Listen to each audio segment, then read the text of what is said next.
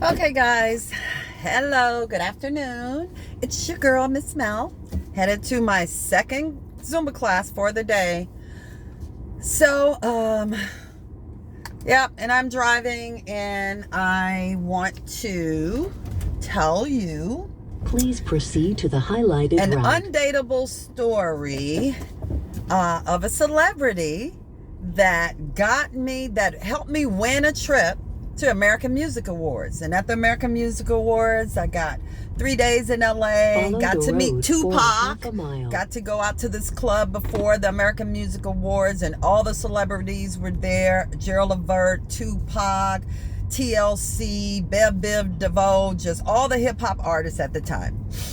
So this is how it started, how I won a trip to the American Music Awards for talking about an undateable date. Okay, so back in St. Louis, I went to this book signing, and he wasn't a celebrity yet, and he's like not a major celebrity, and I'll tell you who it is. I went to this book signing. This gentleman wrote a book. His name is Michael Baisden.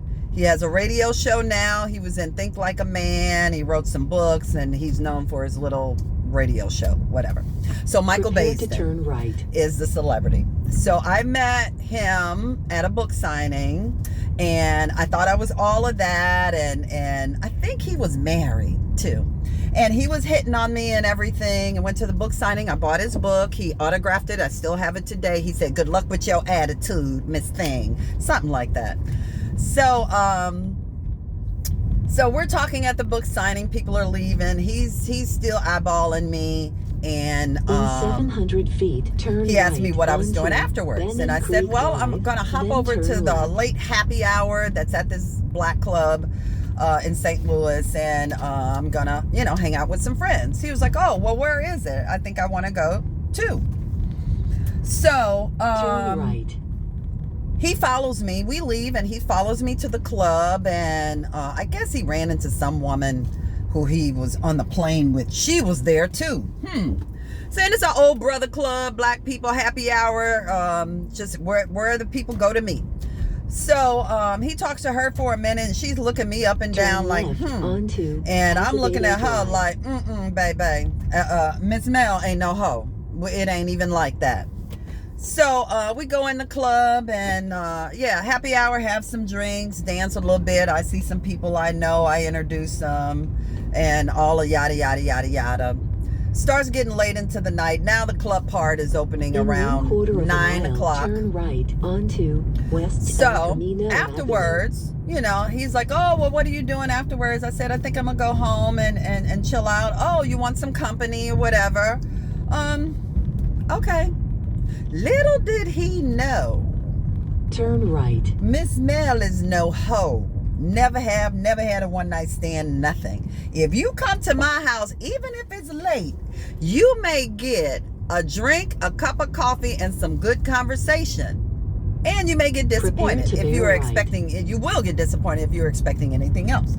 So he follows me to my home and sits down, and I put on some music. I don't even think I had any wine or anything. I think I gave him a glass of water, soda. I don't know. So he's sitting down, chit-chatting. He's on the couch. I'm in a chair. And, he gets up, and now, okay, here it comes. You wants to get handsy. Here we go. And I had to let him know, no, I'm really not like that. I thought you were a nice guy. You wrote this book, needed some company, maybe get to know you. And then that's when he tells me, he was from Chicago, and he's staying down. And I forgot, earlier that night he said he was staying downtown at the Marriott, gave me the number and all of that to call him, just ask for him. So he did that earlier in the night.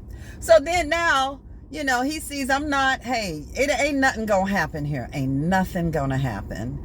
So he cops an attitude, starts telling me, well, he's from Chicago, and he don't know when he'll be back and all of this. But I think he was married. I really think he was married. And I'm like, okay. And I'm getting ready to leave and this and that. Okay, that's fine. He got a little copter attitude. You ain't get no pussy. Sorry, Michael Baisden. No, you did not get any pussy. Sorry. And copped an attitude. Right. Then I guess he checked himself. It was just really odd. And then was like, hey, well, you can call me tomorrow. I'm here for a couple of more days. I wasn't going to call nobody again. Melody, I don't do long distance. So was telling my girlfriend the next, he got up, he left and whatever. I think he had a rental car. I don't think I had to take him back to his hotel because that would have been very, very uncomfortable. So he leaves and I get up the next morning and I try to call him. I call my girlfriend and I'm like, I'm gonna try to call him, just say, hey, I'm sorry, if it was a misunderstanding, whatever. I'm just not like that, have a happy life. I called down to the Marriott. That nigga ain't even staying there. They didn't know, ain't have no Michael Baisden, nothing on the roster. This nigga running me game all night, trying to get the puss. And I think he was married. I was like, see there, ladies? No, never one night stand. Don't do it. He was full of shit the whole time. So, I never forgot that shit. Year goes by. There's, on the local radio station, there's a contest. Tell us about the worst date you had. Now, I was going to tell them about the porno man. Putting on the porno. But I'm like, And no, they said, tell us about the worst brush with a celebrity you have. Now, he wasn't even a big celebrity. He just wrote some books. So, I wrote this whole story, what I just told you up, typed it up, faxed it to the radio station, and I won. Because they started calling in and said, yeah, he's an arrogant asshole. I done met him too. He does it all the time. And he's married. So I won a all expense paid 3-day trip to LA to the American Music Awards back then. Got to sit in on the rehearsal.